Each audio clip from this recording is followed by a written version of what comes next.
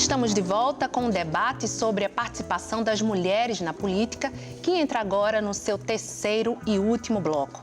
Participam Mariama Correia, jornalista do Marco Zero Conteúdo, e Michele Fernandes, cientista política.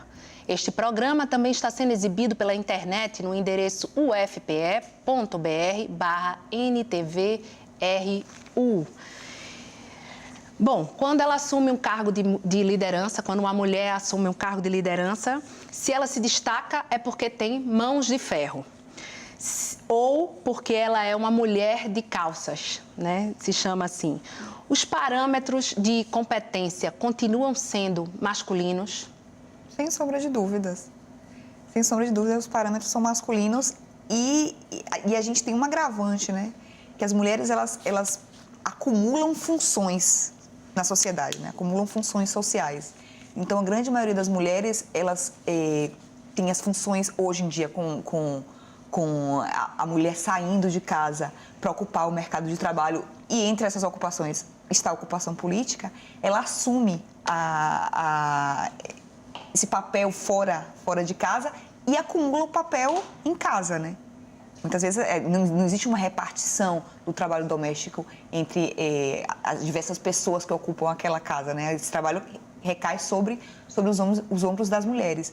Então, essa dupla carga de trabalho também acontece com as legisladoras, digamos assim, né? Ou com as representantes. E isso é um desafio para as mulheres terem vontade ou terem possibilidade de ocupar o espaço público, de ocupar o espaço político, digamos assim. Porque é um cargo, assim, eu fico aqui me perguntando se as mulheres, quando tomam para si alguma coisa desejada pelos homens, elas têm sempre que pagar um preço alto, digamos assim, vocês acham? Acumulado pela jornada, né? Sim, com certeza. Essa coisa dos homens, assim, como é que vocês veem essa questão dos homens lidarem com as mulheres no poder efetivamente, decidindo, falando sobre política, sobre economia? Isso ainda é um tabu? É ceder espaço, né? E quem tá no lugar de mando, no lugar de poder, nunca vai ficar satisfeito em ceder espaço. Então, existe uma grande dificuldade das mulheres ocuparem esse espaço que é genuinamente masculino até então, porque, uma vez que ela ocupa, os homens estão cedendo espaço. E quando eles cedem espaço, eles cedem poder, né? Cedem espaço, cedem poder. E poder de decisão. Então, obviamente, isso não é confortável. Até o homem que se ache mais feminista vai se sentir desconfortável no momento em que ele está perdendo espaço de poder e espaço de decisão, né? Então, não é uma tarefa fácil. Não é uma tarefa fácil. Nas escolas também a gente estuda os grandes articuladores, os grandes homens, né, os grandes imperadores. Até que ponto a formação escolar influencia também para que as mulheres se preparem, digamos assim, se elas quiserem exercer um cargo público? Eu acho que influencia totalmente, né? A gente, talvez essa próxima geração aí, a gente tenha uma mudança, já que esse tema tem sido mais discutido agora, assim, pensando na minha infância, por exemplo, adolescência, esse tema, ele estava totalmente... ele não tinha a visibilidade que tem hoje, né? Eu acredito que o protagonismo feminino, ele vem sendo discutido, né, com mais volume agora, atualmente. Eu acho que talvez isso tenha um impacto bom no futuro, né, das próximas gerações, assim, das mulheres. Mas eu acho que a educação faz totalmente diferença, né, nesse reconhecimento da mulher já na escola, né, das possibilidades que ela tem, enfim, e das responsabilidades que ela tem também como cidadã, né, e do espaço que ela pode ocupar na política. Hoje, uma menina pobre, negra, ela pode sonhar em ser amanhã uma vereadora, uma prefeita? Vocês acham que isso já é essa geração já se vê assim? Acho que mais do que alguns anos atrás, né? Já existem mulheres que ocupam espaços de poder. E quando uma menina vê essas mulheres ocupando espaços de poder, podem imaginar que elas podem um dia chegar lá. Então, essa inspiração, ela já acontece em alguma proporção, né? Coisa que há muitos anos atrás a gente não presenciava essa inspiração, digamos assim. Então, mais do que ontem e espero que menos que amanhã, né? Que a gente possa ter cada vez mais mulheres ocupando o espaço na política e que isso possa inspirar e gerações efetivamente, seguintes. na prática, uma mulher que queira enveredar por esse caminho, do que é que ela precisa, na opinião de vocês? Essa é a pergunta do milhão. Ela tem que estar... a gente vê, de repente, que tem mulheres que começam como líderes comunitárias, ela tem que estar engajada, ela tem que ter dinheiro, porque senão não consegue fazer campanha, tem que ter prestígio. O que é que ela tem que angariar para conseguir? Acho que não existe uma fórmula assim, mágica para garantir o sucesso da mulher na política, né? Como eu te falei antes, desse estudo que eu estou fazendo, ele analisa três variáveis, né? 3 fatores de impacto, né? nesse êxito feminino em eleições, né? Que seria o capital familiar, o capital social e o financiamento dessas campanhas, né? Sem sombra de dúvidas, o capital social é o que menos influencia, infelizmente. Até assim, que seria esse trabalho do nosso sistema político, o capital social, que seria a questão desse apoio dos movimentos sociais, da questão das associações que estão vinculadas com essa candidata, dos sindicatos. Essa é a variável que menos impacta nesse êxito, né? A questão do capital familiar e do financiamento de campanha tem um impacto maior. Então, os vínculos econômicos ainda importam muito, né? E, assim, nos moldes do nosso sistema eleitoral, os vínculos econômicos importam muito.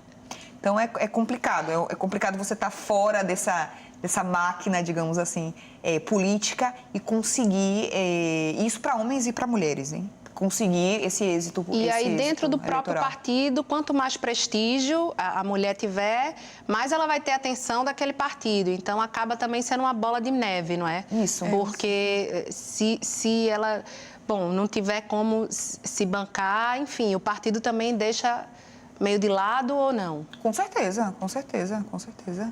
Se ela tiver, ela tem que ter a capacidade de trazer votos para aquele partido, para aquela coligação. Se o partido não vê um potencial naquela candidata, ele não vai investir nela.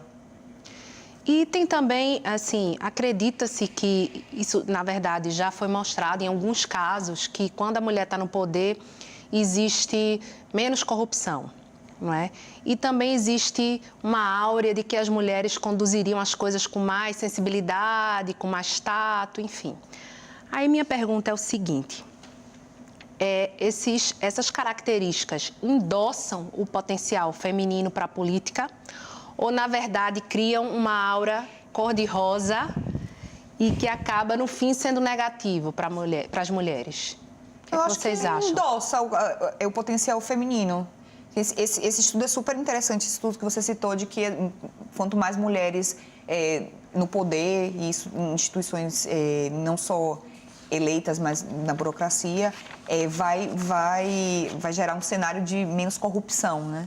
Isso tem a ver com o modus operandi da mulher naquela situação de poder, né? Não necessariamente com características que sejam vinculadas ao feminino, digamos assim, né? Sim. Tem uma coisa assim também que se discute, que eu acho que a gente pode fazer um vínculo aí com essa pesquisa que você citou, é que, assim, a gente fica falando de mais candidaturas femininas, mais participação das mulheres no poder, mas a gente também se pergunta, assim, só o fato de ter mais mulheres no poder é a solução? A gente precisa também de mais mulheres no poder, enfim, com uma pauta que também enxergue essas questões, né, que tem um foco nessas questões de gênero, porque nem todas as mulheres que estão aí na política, elas têm uma identificação com essa pauta de gênero, né? Então, eu particularmente acho que é importante que a gente tenha, sim, mais mulheres na política, mais mulheres no poder, mas que a gente também tenha cada vez mais mulheres que tenham essa identificação, né, com essas pautas das mulheres, né?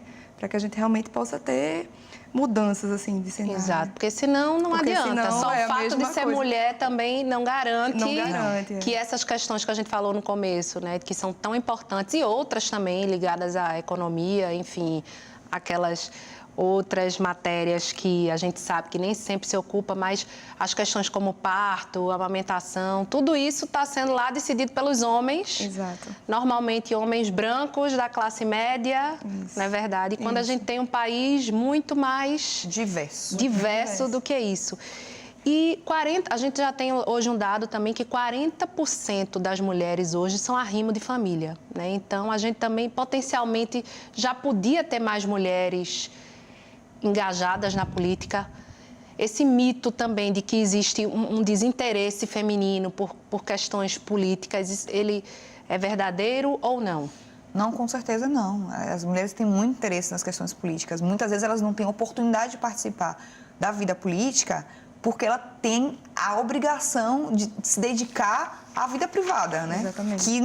Que é deixada de lado pela grande maioria dos homens. Então, uma vez que ela se ocupa da vida privada, ela não tem nem tempo, nem disposição, nem capacidade humana de se ocupar também da vida pública, da vida política, na esfera pública, né? Então, essa carga social que a mulher carrega tem um impacto também na atuação dela no cenário político. E como é que vocês pretendem? Vocês vão fazer essa cobertura? Já contrataram uma mulher jornalista para fazer? Vão fazer o monitoramento que você falou antes? E na prática também, como é que vocês pretendem mostrar isso para o público, essas questões que a gente está levantando aqui? Então, esse mapeamento que a gente vai fazer das candidaturas femininas, né, ele vai ser disponibilizado no nosso site, no marcozero.org. A intenção da gente é criar um mapa interativo, né, dessas candidaturas, acompanhando as agendas, trazendo informações, trazendo dados também sobre essas... Mas quando você fala candidaturas, são as candidaturas de mulheres, nesse caso? em Pernambuco. Em Pernambuco, certo. especificamente. E a gente vai, enfim, esses dados vão estar à disposição dos leitores, né, dos eleitores. E esses dados também, eles vão possibilitar que a gente faça análises jornalísticas, possibilitar pesquisas. A gente vai também fazer debates, né, com esse enfoque de gênero e fazer essa fiscalização, né, que a gente falou do fundo partidário e do tempo de TV.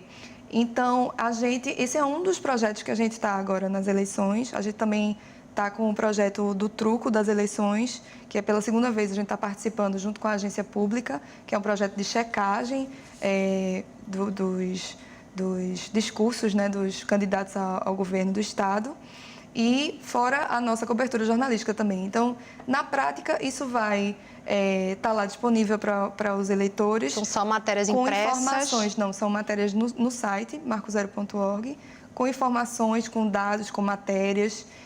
Enfim, acho que vai ser muito importante assim, para as pessoas acompanharem, poderem saber mais sobre as suas candidatas, poderem saber mais sobre a participação das mulheres na política efetivamente, né, em Pernambuco. Agora a gente tem 3 minutos para a gente finalizar aqui nosso debate, e a pergunta é a seguinte: tem esperança? Tem como mudar essa estrutura de poder que está aí? Vocês acreditam nisso? Michele? Eu acho que sim. Eu me inspiro na nossa região, né, nos nossos países vizinhos, né? O México acabou de passar por eleições, tem 49% de mulheres no Senado e mais de 49% de mulheres na Câmara de Deputados. Além da prefeita, né, da cidade do México também ser uma mulher agora e ter um gabinete paritário, né? A Espanha acabou de mudar de governo e também tem um gabinete paritário. Então, no mundo a gente vai vendo exemplos de lugares, de países, alguns até com muitas semelhanças sociopolíticas que o Brasil, e onde as mulheres começaram a ter espaço na política, né? Então, eu acho que sim, que tem esperança, né? Mas que a gente tem todo um dever de casa pela frente, né? Que as mulheres passem a votar em mulheres é algo importante, né? Se as próprias mulheres não votam em mulheres, que são as que vão representar os interesses delas nas casas legislativas, pode ser que a gente não avance tanto. Então, esse é um desafio, né? Não é nada fácil, mas é um desafio. Mariama? Eu concordo totalmente, assim. Acho que existe esperança, sim. É por isso que a gente, né, está aqui, é por esse tipo de mudança que a gente enfim, está trabalhando também com projetos de jornalismo, com projetos de mídia. Eu acho que o termômetro, a gente está vendo, assim, candidatas mulheres, né, reivindicando esse espaço, candidaturas coletivas. Eu acho que existe aí uma mudança acontecendo, né, até na própria cabeça do eleitorado, né, de procurar mulheres, procurando votar em mulheres, procurando conhecer candidatas mulheres. Acho que a gente está no momento de mudança. Eu espero aí que seja uma mudança para melhor. Ok. A gente agradece a participação de vocês, que a gente espera que o projeto Adalgisas seja um sucesso. Quer repetir o site para quem quiser acessar? Marcozero.org. E são matérias impressas só? Não, a gente publica as nossas matérias no site, marcozero.org, e nas redes sociais também da Marco Zero Conteúdo, nas principais redes sociais, Facebook, YouTube, Twitter, Instagram. Pode lá seguir a gente. Ok, muito obrigada pela participação. Obrigada a você pela audiência e até o nosso próximo encontro.